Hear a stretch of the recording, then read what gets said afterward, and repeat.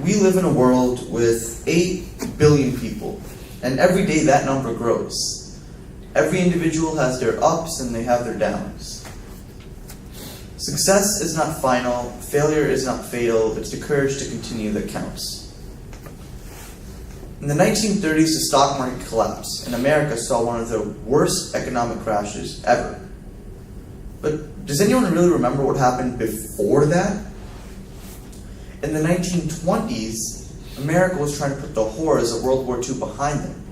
And they actually had one of the most prosperous decades that the country has ever seen. Yes, that success was short-lived, because it was followed by a great failure that reduced the morale of everyone, ranging from the president to the poorest citizen. But what happened after the Great Depression? We entered World War II.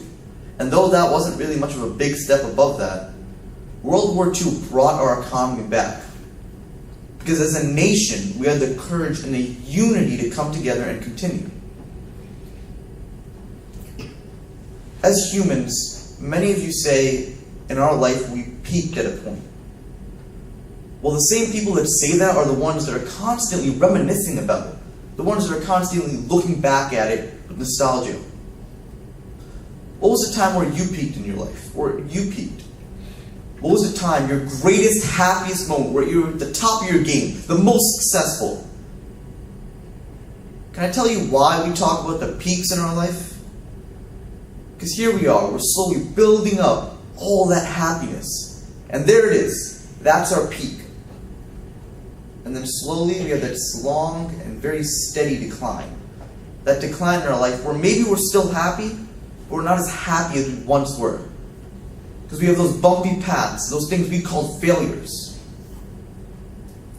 Well, can I just say that not everyone reminisces about their peak in their life. I haven't hit my peak. I'm 14 years old. I mean, yeah, I have some times that I call great times in my life, but they're not the times that I want to consider as the greatest. You know why? Because I want to live my life being the greatest. People such as Steve Jobs, they peaked every single day in his life. Every single day he was constantly inventing something, doing something new, contributing to society. Every day he had success. He had many failures along the way, as we all know in Apple. He had many failures that had really questioned his success in the future. But he had the courage to continue, the courage to bring his company into one of the best companies in the world. And when he died, he didn't pass away, and he didn't leave all of our hearts. Every day, I guarantee you, there's people in this room that use his devices. We use his Macs, his iPhones, iPods. Because every day he had a plan to continue, a plan to move forward. For those of you who don't know, Steve Jobs was actually ousted from Apple back in the 90s. Yeah, they forced him to leave his own company. What did he do?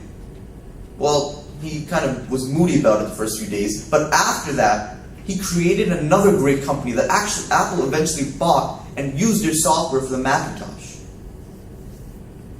So, ladies and gentlemen, let me ask you something. Is your success long-lived? Do you learn from all of your failures? Or when it comes down to it in the very, very end, does your courage run out? Thank you.